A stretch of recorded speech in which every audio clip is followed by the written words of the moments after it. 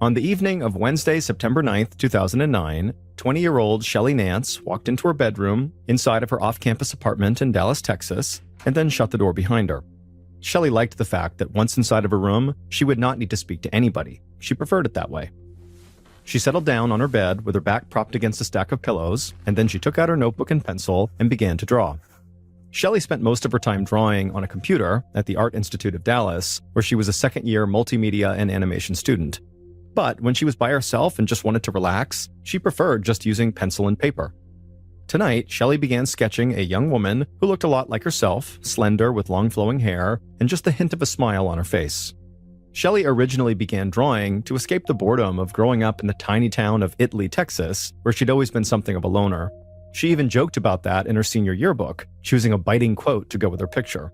She wrote, "You laugh at me because I'm different. I laugh at you because you're all the same." But Shelley got so good at drawing that it actually changed her life. She eventually won an art competition that gave her a partial scholarship to this art institute, and suddenly, Shelley had a plan for life after high school, to be an artist. As soon as she got to the art school and started meeting her eccentric and creative classmates, Shelley felt like she'd finally found her place. For the first time ever, she had friends who actually understood and accepted her quirks.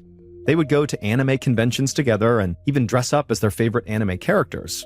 It was a world that Shelley frankly never could have imagined back in her hometown, which was basically no more than a truck stop along a highway. And going to this art institute provided another big first for Shelley. She had a boyfriend, Nathan Shuck, and they often could be found playing video games together on the couch at his apartment. But as Shelley sat there sketching tiny doves into her picture, she realized that having this active social life now could actually be kind of a burden. Until recently, she had never had to consider anybody else's feelings but her own, but now having a boyfriend meant she had to plan for two people. And after dating Nathan for 2 months now, she was actually starting to have her doubts about the relationship. She thought Nathan was a good person, but deep down, she knew she didn't feel about him the way he felt about her. Now, she didn't want to hurt his feelings, but at the same time, she couldn't help but feel really strongly that she kind of just wanted to break up with him. She just had no idea how to actually tell him. Shelley put her pencil down and closed her sketch pad, hoping for a new distraction, and she found one after she hopped on her computer and went on a popular website looking at other artists' work.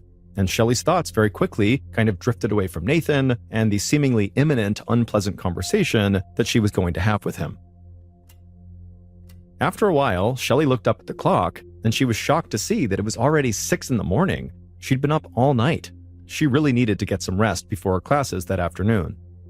So she left her room to make sure the front door was locked, then she went back to her bedroom, closed the door, crawled back into bed, and drifted off to sleep.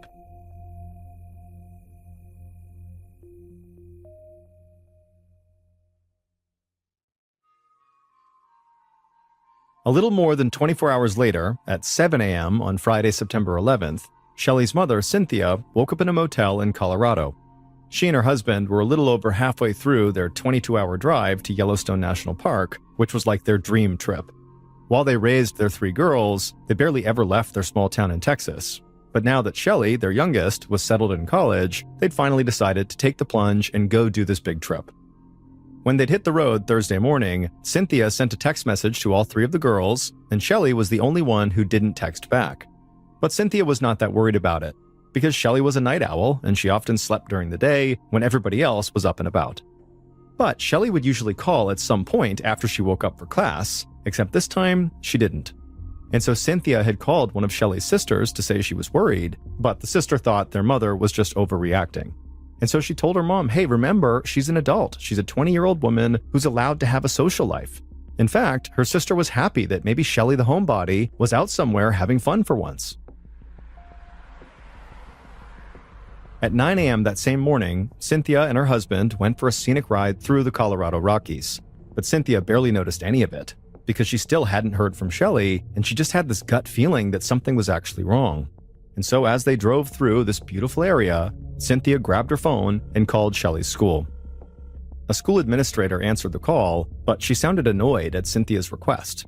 She said they just didn't have the resources to send somebody out to check on every student who didn't call their parents right on time. Cynthia knew she was coming off like an overprotective mother, but she also knew it was completely unlike Shelley to ignore her messages for this long. So Cynthia practically begged the administrator to please check later that day and just see if her daughter made it to class. The administrator sighed and said she'd wait for a break between classes and see if someone could track Shelley down. Around noon that day, Shelley's roommate, Ashley Alvera, grumpily made her way up the stairs towards their apartment. Someone from the school administration had stopped Ashley when she was leaving class and asked her to just stop what she was doing and go back to her apartment and check on her roommate, Shelley, make sure she's okay. Apparently, Shelley's parents were looking for her, and she wasn't returning any calls or texts. But Ashley thought this request was totally ridiculous. Shelley's parents did not need to know where Shelley was 24/7. She was an adult. And so now Ashley felt like her time was being wasted. But nonetheless, she made it upstairs to the apartment, she unlocked the door, and walked inside. And once she was inside the apartment, she noticed the door to Shelley's bedroom was closed, as usual, and so she walked over and knocked, and she didn't get an answer. Then she called out Shelley's name, but she was met with more silence, so Ashley opened the door. And there in bed was Shelley, lying face down under the blanket. And so Ashley quickly went from feeling annoyed at this to now just feeling angry. She'd come all the way back to the apartment to check on her roommate just to find out Shelley had been sleeping all day. So Ashley walked over and kind of gruffly told Shelley, "Hey, wake up, your parents are looking for you." But Shelley didn't move. Ashley sighed and walked back over to the door and flipped on the light in the room, but when the lights were now on, Shelley didn't react. And so now, feeling sort of on edge, Ashley walked back over to the bed and gently shook Shelley, but Shelley didn't move. And also, Shelley's arm felt cold to the touch. And that's when Ashley just grabbed the blanket and pulled it back, and she saw Shelley's sheets were soaked in blood. Absolutely horrified, Ashley screamed Shelley's name over and over again, but Shelley wasn't moving or making any sound, and so Ashley turned and ran out of the room to call 911.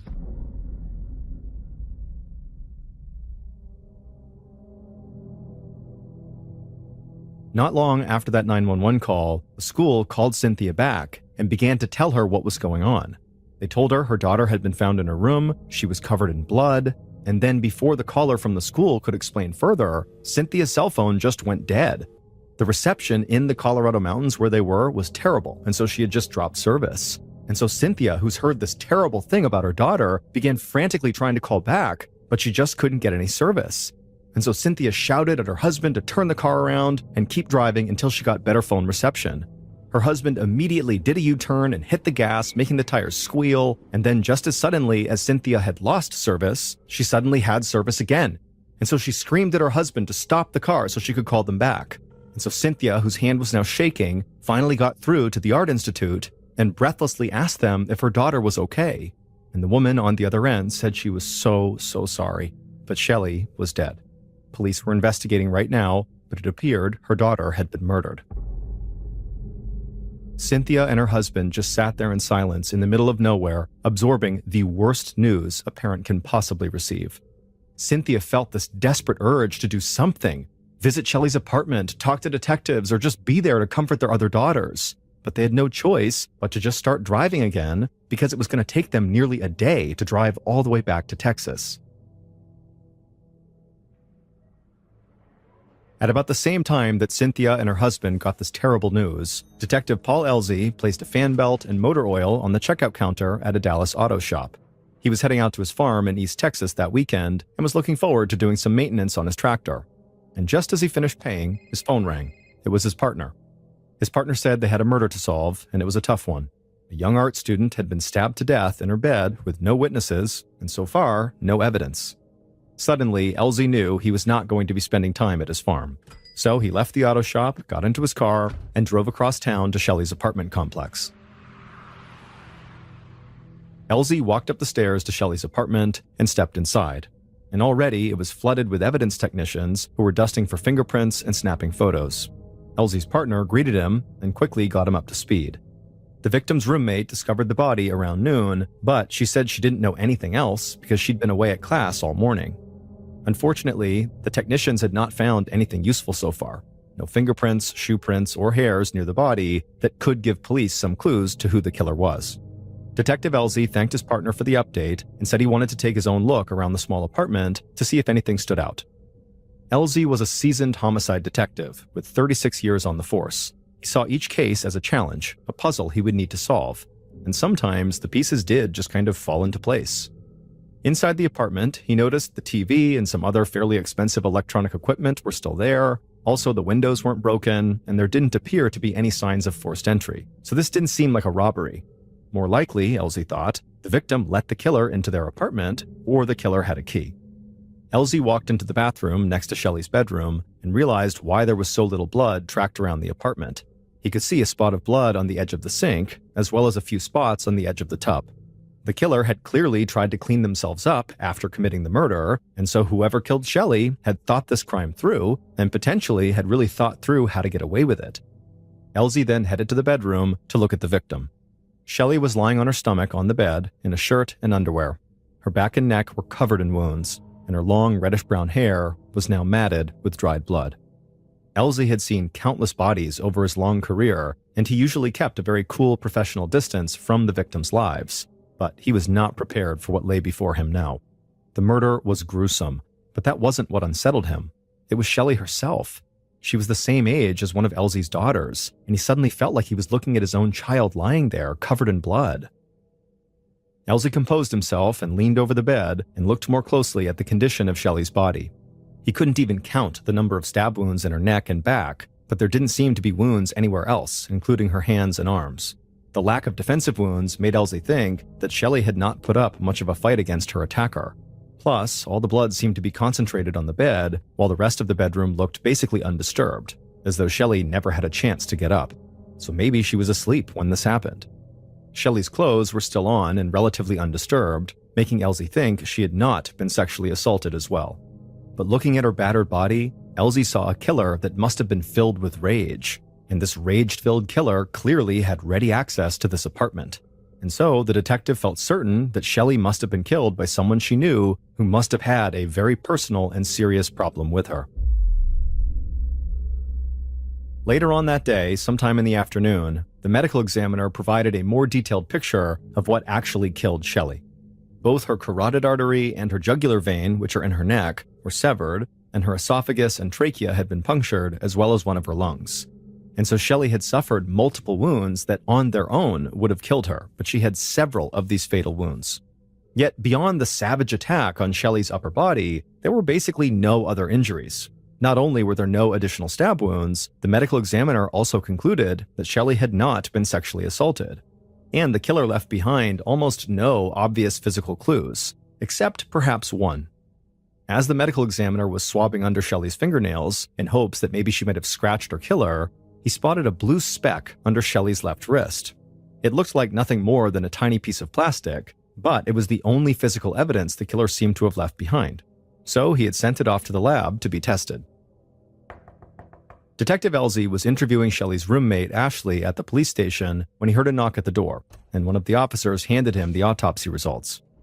Elsie stepped into the hallway outside of the interview room and quickly scanned over the report for highlights, and one finding jumped off the page at him. From the condition of Shelley's body, the medical examiner estimated that she had been dead for up to 24 hours by the time Ashley found her.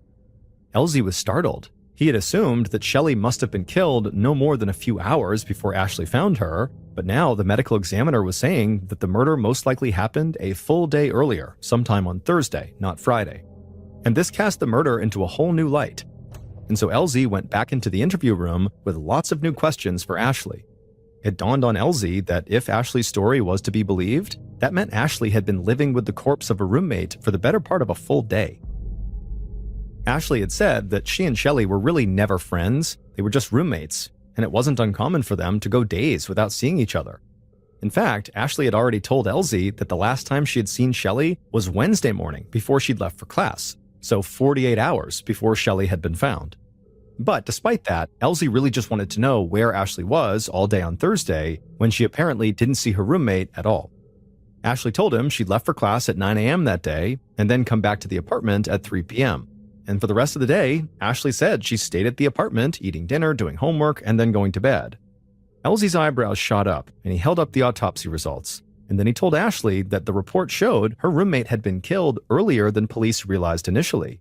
He told her that if what she was saying was true, she'd gone about her business in their small apartment for 18 hours with a dead body in the next room. How was that possible? But Ashley only seemed confused, like she couldn't quite process the information she had just been given. She said she really didn't know what he was talking about, but the detective thought that just wasn't good enough. Elsie pointed out that the roommates shared a single bathroom, and that investigators found blood on the sink and in the bathtub. How could Ashley possibly have missed the blood? Didn't it make her worry about her roommate? At that point, Ashley began to cry. She did see the blood, but it was only a few spots, so she didn't think Shelley was hurt in any serious way. But still, Elsie was not persuaded. He thought there was more going on here than Ashley was saying, so he asked her, was there any problem between them? Ashley insisted that they'd only had minor disagreements, just girl stuff, she said. The detective wondered what that meant exactly, and so he said, were they fighting over the same love interest or something? But Ashley swore that never happened. Shelley had a boyfriend, Nathan, and Ashley was not interested in him at all. In fact, Ashley said she had very little contact with Nathan, and she kind of liked it that way. Friends of hers told her that Nathan actually had a really bad temper. He apparently loved playing video games so much that if something went bad for him in the game, he would just totally lose his cool and explode. Detective Elsie thought Ashley's answers still seemed off. In fact, they were so far off that Elsie started to see Ashley as a suspect. After all, who would have had easier access to the apartment than Shelley's own roommate? But Elsie decided to try a new tactic, and he asked Ashley, was there anybody else besides her who had a key to this apartment? And Ashley told him that besides her and Shelley, no one else did. At this point, Detective Elsie couldn't help but feel convinced that Ashley must have had something to do with Shelley's death. If Ashley had the only other key, well, then she was either directly responsible, or perhaps she was the one who let the killer into the apartment. He didn't know which it was, but based on how nervous Ashley looked at this moment, he had a pretty good idea how to find out. So he just came out and accused Ashley outright of the murder. He told her to confess, and that things would actually be much easier for her if she did. But Ashley just stared back at the detective in total disbelief and began to cry again.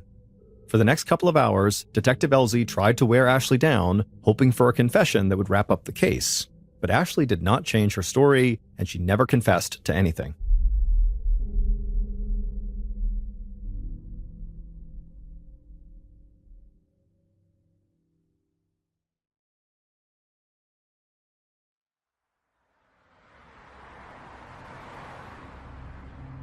By Saturday, September 12th, after an excruciating, mentally torturous journey, Shelley's parents finally arrived back in Texas and went to meet with Detective Elsie.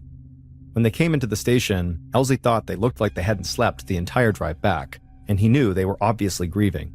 But he did need to talk to them right now regardless of their condition. Their answers could be the key to finding out who killed their daughter. And so the first question he asked them was, were there any problems between Shelley and her roommate Ashley that they were aware of? Her parents seemed surprised by the question. They said their daughter and her roommate Ashley weren't exactly good friends, but they certainly didn't have any major problems that they knew of. Elsie followed up by asking if they could think of anyone who might want to hurt Shelley. Did she have any enemies? But her parents said that Shelley had always been a bit of a homebody who kept to herself, and because she didn't really go out much, there wasn't any drama in her life and very little opportunity to make enemies. Cynthia said that of their 3 daughters, Shelley was the easiest to raise. She never drank alcohol or did drugs, stayed out late, or got into trouble. After that, Detective Elsie asked them what Shelley's boyfriend, Nathan, was like. Shelley's mom said they'd never met him since they'd only been dating for a couple of months. The only thing Shelley had said about Nathan was that her dad probably wouldn't like him, but it was just because he had a lip piercing and tattoos. However, Cynthia did tell the detective that a couple of weeks ago, Shelley had called her to ask how to break up with her boyfriend, Nathan. Cynthia had given her some advice, but after that, she had no idea if Shelley actually had broken up with him or not. Now, Elsie needed to know whether Shelley had followed through and ended that relationship with Nathan. If the guy had a hot temper, as Shelley's roommate claimed, a bad breakup, in theory, could be enough to send him into a rage. Later that day, when Elsie walked into the interrogation room to speak to Nathan for the first time, he was surprised to see Nathan's appearance. Even though he had tattoos and a piercing, he was really just kind of a skinny kid. And the way he was sitting in the chair seemed so childlike.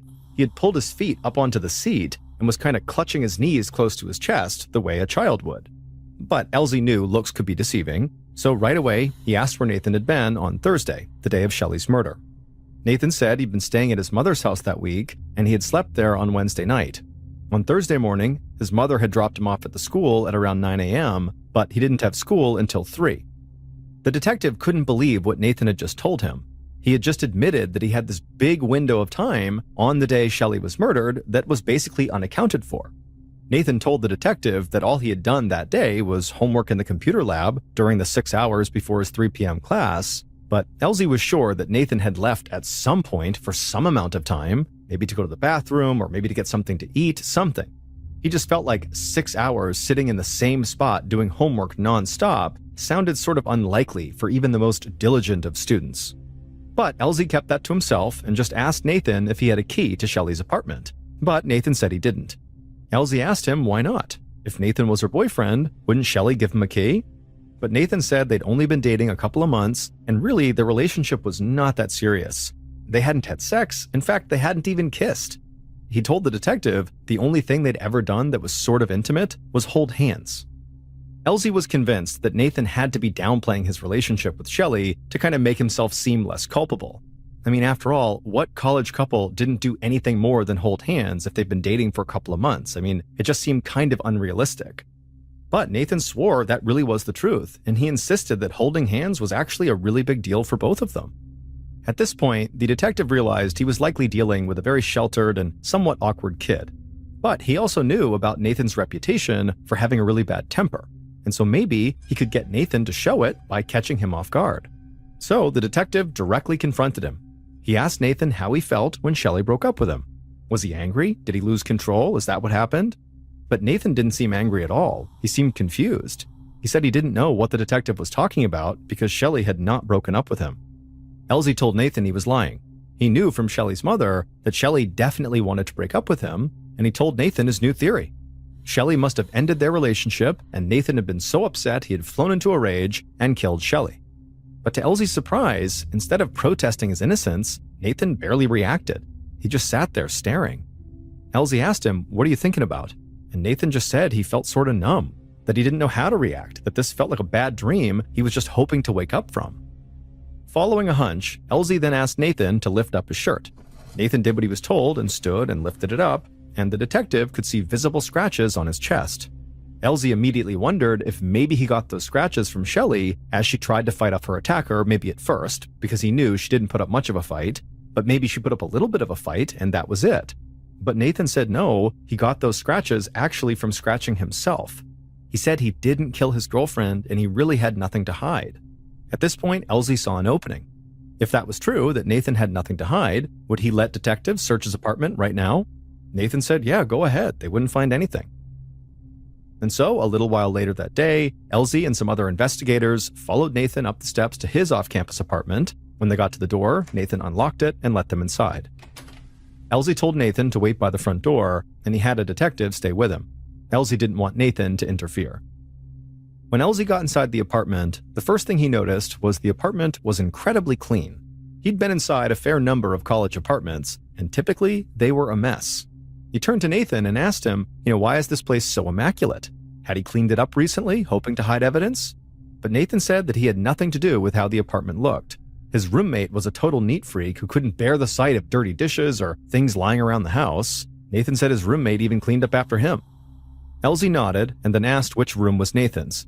Nathan raised a hand and pointed him in the right direction. The detective went inside the bedroom, and within minutes, he made a troubling discovery.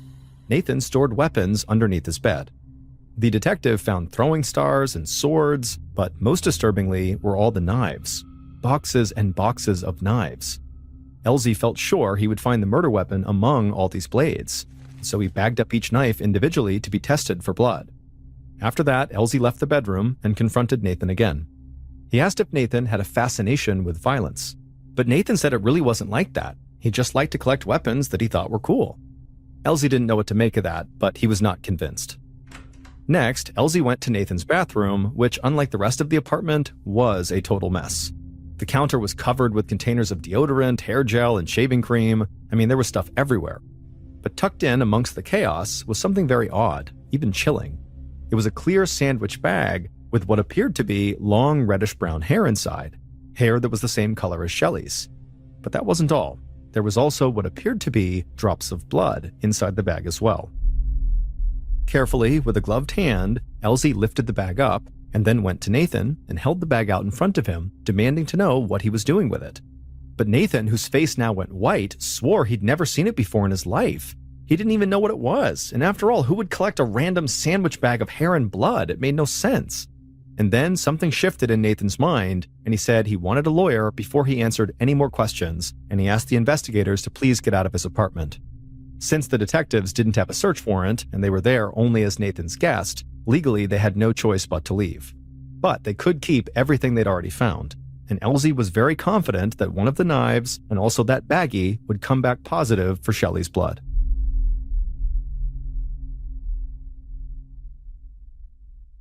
On Friday, September 18th, so a week after Shelley's body had been discovered, the school held a memorial service for her. When Shelley's parents got there, they were touched to see that Shelley's beautiful art was on display. Shelley's mother, Cynthia, was also moved by just how many people had come out to celebrate Shelley. She never thought her quiet, introverted daughter would have such a large group of friends. It was a small comfort, but a comfort nonetheless, that Shelley had meant something to so many people. Then, a young man with a lip piercing and tattoos approached Cynthia. He introduced himself as Nathan, Shelley's boyfriend. He told her he wasn't sure if he should be speaking to her, but he just wanted her to know how sorry he was that Shelley had died, and then he held out his hand for her to shake it. But Shelley's mother couldn't do it. She had seen the look on Detective Elsie's face after she had mentioned the breakup, and she knew exactly what the detective was thinking, that Shelley's boyfriend, Nathan, had murdered Shelley. And now, with Nathan standing right in front of her, Cynthia couldn't help but feel repulsed, and so she did not shake his hand, and so Nathan just stood there awkwardly for a second, and then Nathan got the hint, lowered his hand, and walked away. By the end of September, the analysis of the knives and the baggie that were taken from Nathan's apartment came back from the lab. The first result shocked Elsie. None of the knives in Nathan's apartment had any traces of blood, Shelley's or anybody else's. However, that little baggie containing the hair inside of Nathan's bathroom did have blood in it, and it belonged to Shelley. And so Elsie assumed, after Nathan killed his girlfriend, he must have taken that as sort of like a trophy from the murder scene to add to his bizarre collection.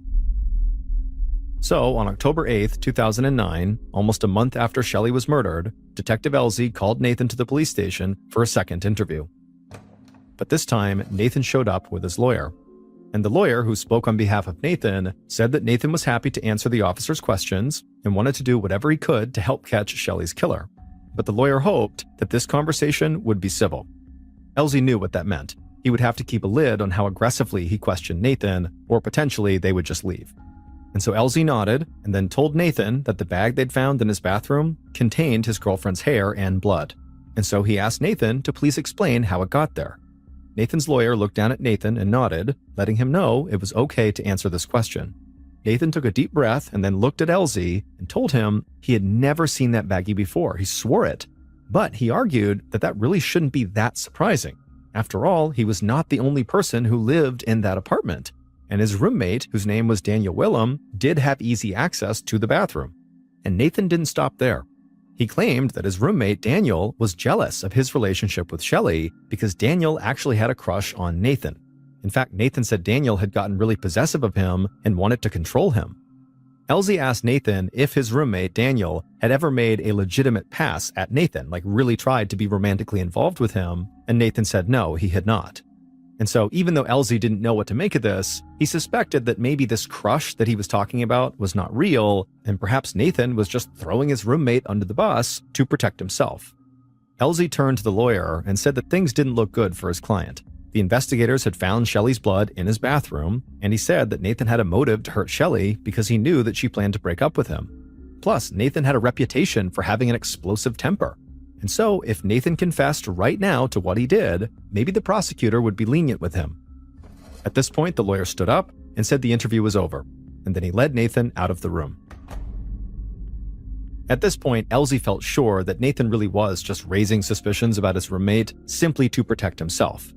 But the detective had been around long enough to know that he would need to speak with Daniel as well, because it was true he did have access to that bathroom where that baggie was found.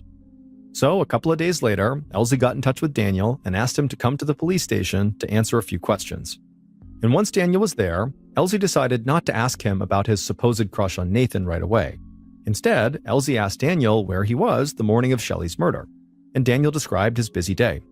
Daniel said he went to Starbucks to grab a coffee, and then after that, he drove to the lake to take some photographs for school, and then he went to Walmart to pick up some soap and hair dye, and then after that, he'd gone to a friend's apartment to work on an assignment. However, that friend wasn't home. Elsie's ears perked up. Daniel's alibi was not any better than Nathan's. Daniel had said when he took photos at the lake, he was alone, and since the friend that he had gone to study with wasn't home, there was no one to corroborate that part of his story either. So then at this point, Elsie asked Daniel if he had romantic feelings for Nathan, and Daniel said absolutely not. Then Elsie told him that Nathan had said that Daniel was very controlling about their relationship, and he asked Daniel if that was true. And Daniel said something surprising. He said that yes, he actually was pretty controlling, but he was only doing it because he was concerned for Nathan. Daniel said that Nathan was stalking Shelley. He was following her around all the time to the point where he was ignoring his own classes and his grades were dropping. Daniel said he was actually trying to get Nathan away from Shelley. This surprised Elsie. Now, both roommates were basically suggesting that the other could have killed Shelley. And if it was true that Nathan really was stalking Shelley, well, Elsie already felt like he was the most likely suspect, and that sort of fit.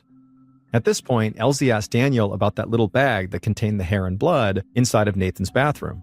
And Daniel told him he had no idea how that got there. Now, of course, if Daniel did do it, obviously he would say he didn't know where it came from. This is what Elsie was thinking. The bag with Shelley's blood and hair was easily the most damning piece of evidence they had, and both roommates claimed they knew nothing about it. So Elsie used the same tactic he had tried with Ashley and with Nathan. He flat out accused Daniel of the murder, hoping his tough cop routine would intimidate him and get him to come out and confess. But when he accused Daniel of the murder, just like Ashley and Nathan before him, Daniel swore up and down it really was not him. Elsie tried pressing him again and again, but just like Ashley and Nathan, Daniel said, "Really, I had nothing to do with this." After Daniel left the station, Detective Elsie stayed in the interview room for a few minutes, thinking about everything he had just learned. He had 3 likely suspects.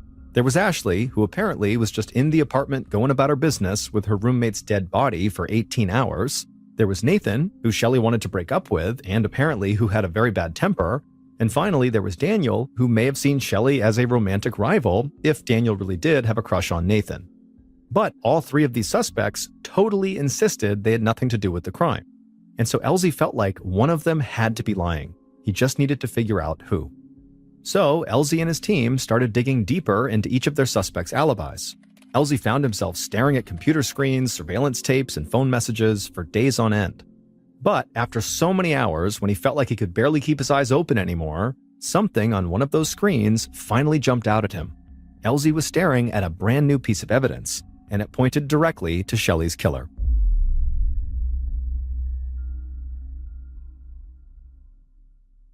On November 4th, almost 2 months after the murder, police moved in to make an arrest, and Elsie had a very clear idea of what had happened to Shelley.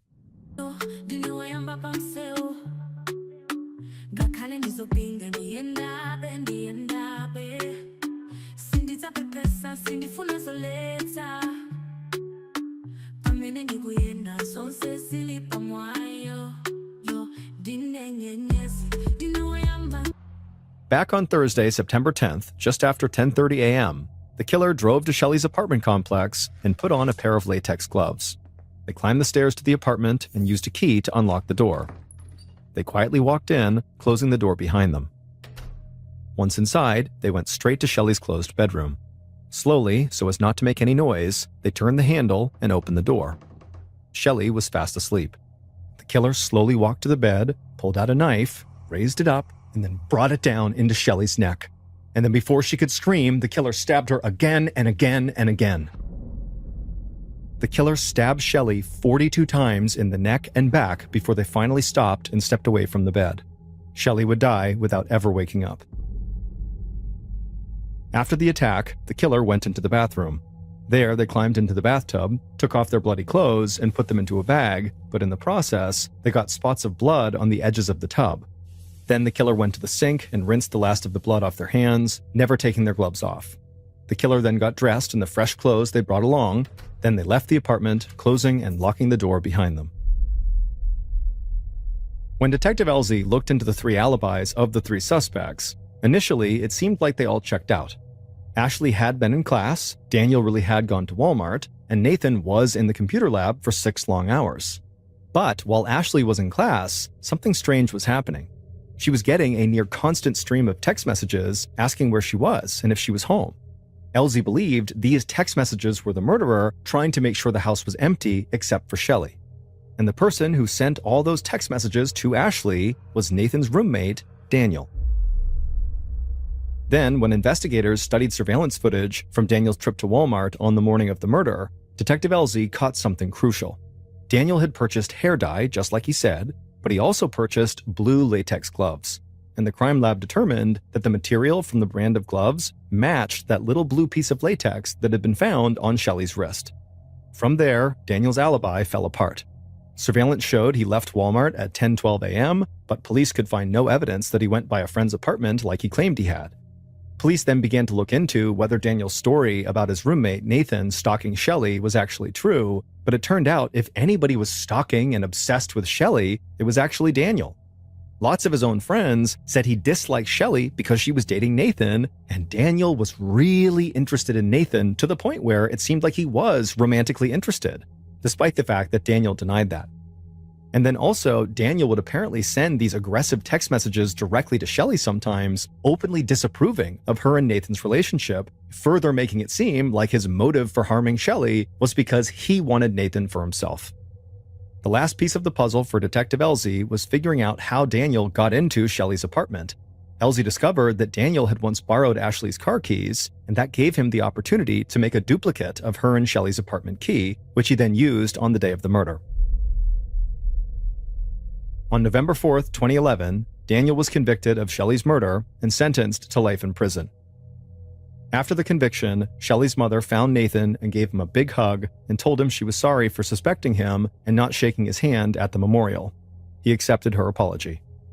Shelley's family created a scholarship in her honor. Every year since 2011, they've given it out to a student who was pursuing a degree in the arts.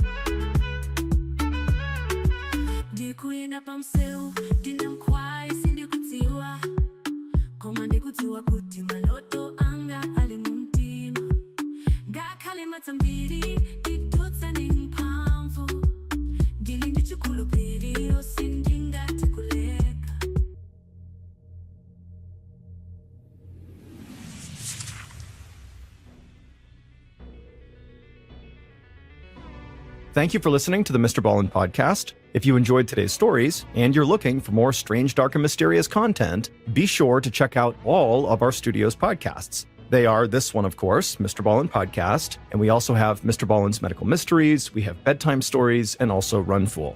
To find those other podcasts, all you have to do is search for Ballen Studios wherever you listen to your podcasts. To watch hundreds more stories just like the ones you heard today, head over to our YouTube channel, which is just called MrBallen. So that's going to do it. I really appreciate your support. Until next time.